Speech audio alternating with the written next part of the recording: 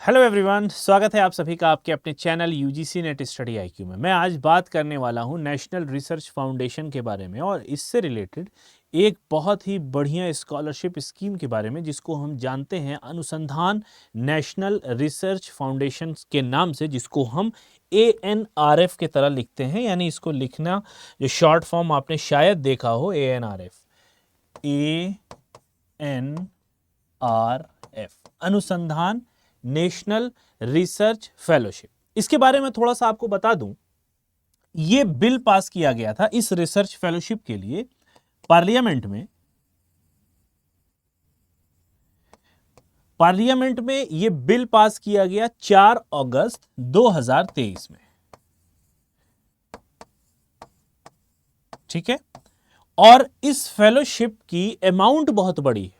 ठीक है, क्यों किया गया? क्योंकि यहां पर रिपील कर दिया गया किसको?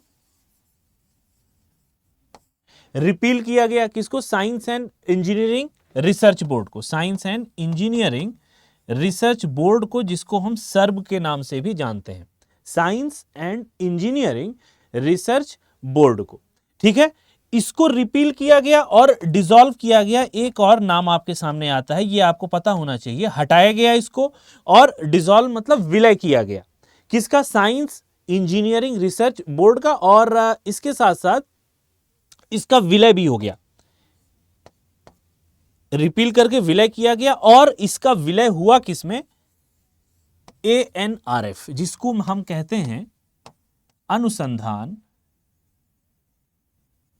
National research fellowship. अब इसको आज बताने की जरूरत क्यों आ रही है? क्योंकि ये जो फेलोशिप है वो आ चुकी है और इसकी डेट भी बहुत नजदीक है। ठीक है, 14 अक्टूबर को ये रिलीज की गई थी और इसकी लास्ट डेट भी आने वाली है। तो उसी के विषय में हमें आज चर्चा करनी है अपने इस सेशन में। तो ANRF initiative prime minister early career research grant किसको मिल सकती है, किसको नहीं मिलेगी, हम इस पर आज चर्चा करने वाले हैं। Empowers and support the early career researcher in their pursuit of research excellence, providing them with an enabling environment to effectively conduct research with ease and flexibility।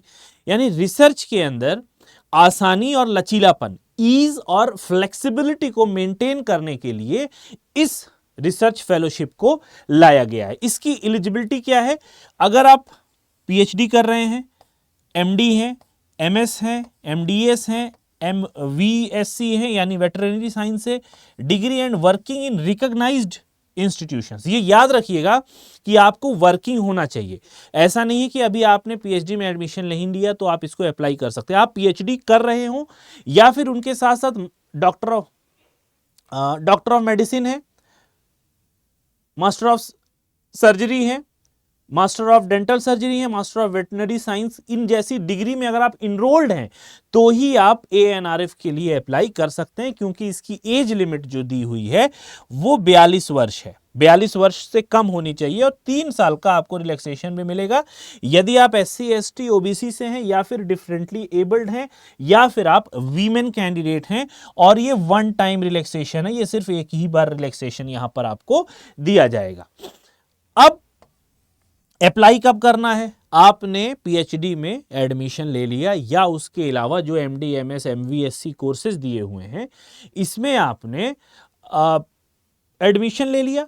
Admission लेने के 2 साल के अंदर, जैसे मान लीजिए 1 जनवरी 2024 को आपने PhD में एडमिशन लिया तो 1 जनवरी 2026 से पहले आपको इसके लिए अप्लाई कर देना पड़ेगा। ठीक है, इसकी जो ग्रांट है, जो अनुदान की अमाउंट है वो 60 lakh plus overhead for 3 lakh, यानी 1 साल में आपको 20 लाख रुपया ANRF के अंतर्गत ग्रांट मिलेगी। मैक्सिमम ये 700 सीटें होती हैं या फिर 700 लोगों को ही ये ग्रांट, ये अनुदान मिलता है साल में एक बार।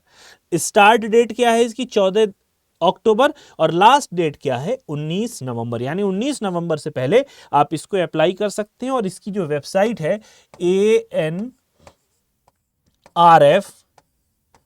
online.in इन पर जाके आप आवेदन कर सकते हैं। मौका अच्छा है, अगर आप इसमें से किसी कोर्सेज में हैं तो आप जाके जरूर इसको अप्लाई कर सकते हैं। अब ये ऑफर क्या करता है, एक तो फंडिंग देता है आपको रिसर्च और इनोवेशन के लिए।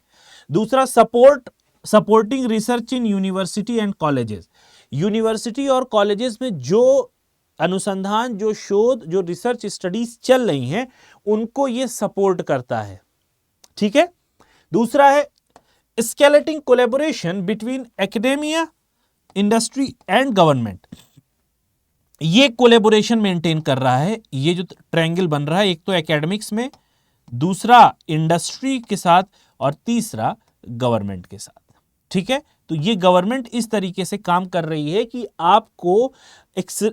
आपको कोलैबोरेट कर रही है इंडस्ट्री के साथ साथ, अपने साथ और एकेडमिक्स। ये तीनों ही एक त्रिभुज के, एक ट्रायंगल के 3 कोण हो गए, जिसको हम इसमें इस तरीके से मेजर कर सकते हैं। बाकी आखिरी बात क्या है कि propelling India towards scientific technological leadership. Bharat को एक साइंटिफिक और इंडस्ट्रियल औद्योगिकी लीडरशिप, नेतृत्व के लिए खड़ा करना, यही इसका मेन एम है। इसीलिए रिसर्च को, शोध को, अनुसंधान को बढ़ावा देने के लिए भारत सरकार इतनी बड़ी जो फेलोशिप है वो लेके आई है। एक बात आपको और ध्यान में रखनी है कि पीएचडी आप अगर कर रहे हो तो पीएचडी आप किसी साइंटिफिक सब्जेक्ट में कर रहे हो, साइंस के सब्जेक्ट में, ना ही आर्ट्स, ह्यूमैनिटीज, सोशल साइंस में।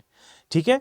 आपको साइंस के किसी सब्जेक्ट से पीएचडी कर रहा होना चाहिए, तभी आप अप्लाई कर सकते हैं, क्योंकि यहां पर मानविकी, समाजशास्त्र या फिर कला संकाय से अगर आप हैं तो आप यहां पर एलिजिबल नहीं होंगे, क्योंकि ये फेलोशिप ही आती है department of science and technology की तरफ से। ठीक है। तो आज के लिए इतना ही। ये लेटेस्ट न्यूज़ थी, लेटेस्ट खबर थी आपके लिए। अगर आप साइंस के सब्जेक्ट से या इसके अलावा किसी भी इनमें स्ट्रीम में इनरोल्ड हैं तो विद इन 2 ईयर्स आप इसको अप्लाई कर सकते हैं। लास्ट डेट इसकी 19 नवंबर 2024।